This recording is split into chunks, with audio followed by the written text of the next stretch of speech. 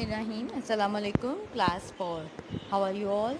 I hope you all will be fine. So, students, today's lecture is about science workbook from the page number 34. In this lesson, we will do some activity about buoyancy and gravity and 4 student machines के quiz हम solve करेंगे. So, first open the page number 34. This experiment will show you how two forces buoyancy and gravity act against each other. अभी जो हम experiment करेंगे इससे हमें ये पता चलेगा कि किस तरह दो फोर्सेस जो कि है बुoyancy जो कि पानी में काम करती है, ग्रेविटी जो कि अर्थ पे काम करती है, अर्थ की तरफ से होती है फोर्स, ये दोनों एक दूसरे के अगेंस्ट मतलब मुखालिफ कैसे काम करती है. तो उसके लिए आपको चाहिए क्या, सबसे पहले टिन फॉइल. टिन फॉइल से आप बोट बनाएंगे, a large container of water, scissors and coins. Container of water यानी ऐसा हिस्सा, ऐसी चीज़, ऐसा टब या बर्तन जिसके अंदर पानी होगा, और आपको कॉइन्स चाहिए, टिन फॉइल चाहिए बस, और सीजर्स चाहिए. करना आपने क्या है, cut a piece of tin foil about 12 centimetre 15 centimetre. आप स्केल से मेजर करेंगे 12 सेंटीमीटर कितना होता है, 15 सेंटीमीटर कितना होता है. इस तरह आप उस टिन फॉइल को कट करेंगे. Fold up the size to make a boat. अब उसकी आप बोट बनाएंगे यानी कश्ती बनाएंगे. Place the boat in the container of water. अब हमने उसे पानी के कंटेनर में रख देना है. Start adding coins to the boat. अब उस कश्ती के अंदर आपने कॉइन्स डालने स्टार्ट करने हैं. See how many coins your boat can carry before it sinks. तो अब हमने ये देखना है कि जब तक हम बोट में कॉइन्स डालते जाते हैं कब तक हम डाल सकते हैं. आखिरकार जब तक वो सिंक नहीं होती यानी डूब नहीं जाती पानी में, हम उसमें कॉइन्स डालते रहेंगे. ओके, तो इसका आंसर हम देखते हैं कि इससे करने से हुआ क्या है.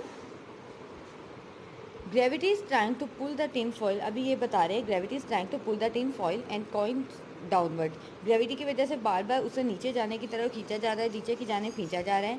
बोयंसी is pushing the boat toward the surface. लेकिन बोयंसी फोर्स की वजह से, पानी की फोर्स की वजह से वो ऊपर को आ रही है, अपर प्रेशर दे रहा है, और ग्रेविटी की वजह से downward pressure. Your boat will continue to float as long as the force of buoyancy is greater than the force of gravity. इस वजह से हमारी जो कश्ती है वो ज़्यादा अभी तक क्या कर रही है, वो फ्लोट यानी तैर रही है उसकी सतह पर, क्योंकि बुयंसी की फोर्स ज़्यादा है, ग्रेविटी की फोर्स है, इसलिए वो नीचे नहीं जा रही है बल्कि अपर प्रेशर पे ही रह रही है. क्यों ज़्यादा है, क्योंकि पानी का कंटेनर बड़ा है, पानी बहुत ज़्यादा है. Can you explain why it sinks. अच्छा, अब ये अगर सिंक हो जाती है, डूब जाती है, तो अब हमें एक्सप्लेन करना है कि ऐसा क्यों हुआ. हमारे एक्सपेरिमेंट के दौरान जब तक वो सिंक नहीं हुई हम उसमें कॉइन्स डालते रहे. जब वो सिंक हुई है तो हमने कॉइन्स स्टॉप किए. अब वो सिंक क्यों हुई है, ये हमारा एक्सपेरिमेंट होगा, ये हम आंसर देंगे. The boat will sink when its weight is more than the total weight of water. अब जब तक पानी का वेट उससे ज़्यादा था, बुयंसी फोर्स, अपवर्ड प्रेशर उस पर ज़्यादा था और वो ऊपर रही. लेकिन जैसे ही बोट का जो वेट है वो ज़्यादा हुआ पानी के वेट से, द वेट विल इंक्रीज और कॉइन्स आर एडिड, तो वो डूब गई. विल सिंक, डूब जाएगी, और डूब जाएगी आपके एक्सपेरिमेंट के दौरान भी. क्यों, क्योंकि उसका वेट जो है, बोट का वेट कॉइन्स डालने की वजह से इंक्रीज़ होता गया, और जब वो इतना इंक्रीज़ हो गया कि पानी के वेट से ज़्यादा हो गया तो बोट डूब गई, सिंक हो गई. जब तक आप कॉइन्स डाल रहे थे और उसका वेट पानी के वेट से कम था, वो ऊपर ही रही, ग्रेविटी की फोर्स उस पर काम नहीं की, बोयंसी की. और जैसे ही वेट ज़्यादा हुआ ग्रेविटी की फोर्स ज़्यादा हो गई और बोट नीचे पानी में चली गई और सिंक हो गई.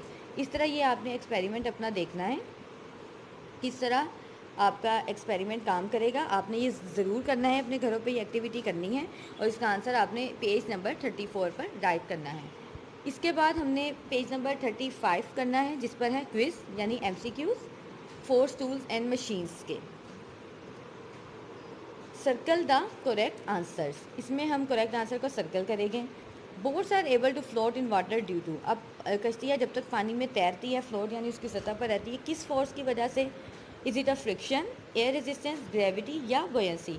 हमें पता है पानी में अपवर्ड प्रेशर जो फोर्स का होता है वो फोर्स होती है बोयंसी, तो इसका आंसर होगा बोयंसी यानी option C. Dash has the most powerful force of gravity. सबसे ज़्यादा पावरफुल फोर्स ऑफ ग्रेविटी किसकी होती है, ये हम पढ़ चुकी है. The sun, the moon, the earth and the solar system. इनमें से सबसे ज़्यादा अगर ग्रेविटी की फोर्स किसी के पास होती है तो वो होती है अर्थ के पास, ज़मीन. तो द अर्थ को हम ऑप्शन बी को सर्कल करेंगे.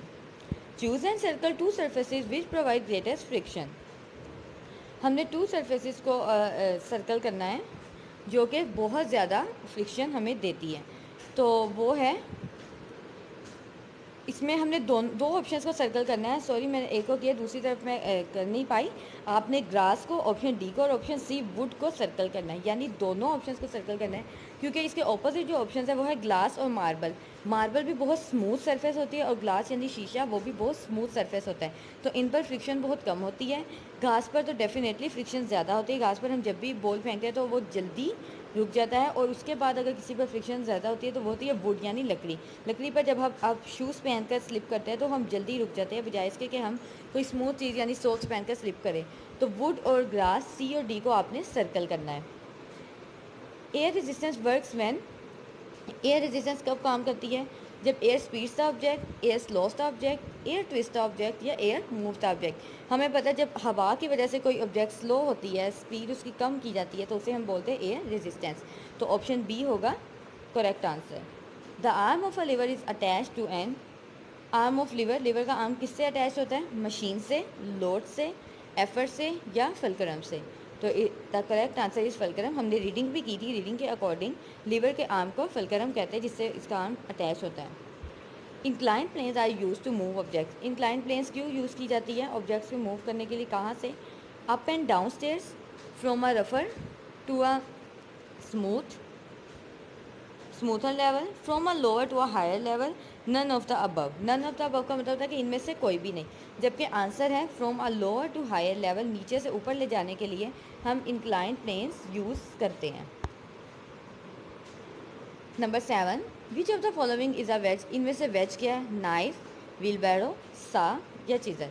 तो हमारा करेक्ट आंसर है व्हील बैरो। हमने रीडिंग में पढ़ा था wheelbarrow is an example of veg.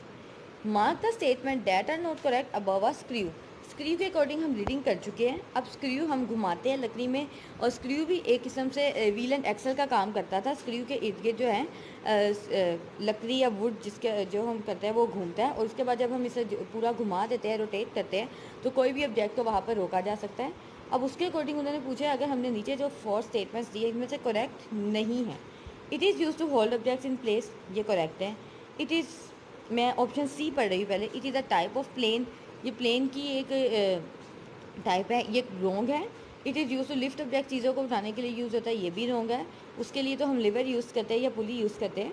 It is use to cut objects, ये चीज़ों को कट करने के लिए ऑब्जेक्ट यूज़ होता है। Sorry, it is use to lift object, ये ठीक था। स्क्रू के जरिए, स्क्रू जब हम किसी चीज़ में डालते हैं तो हम अगर स्क्रू को उठाएं तो उसके ज़रिए हमने वुड पीस भी उठा लेते हैं।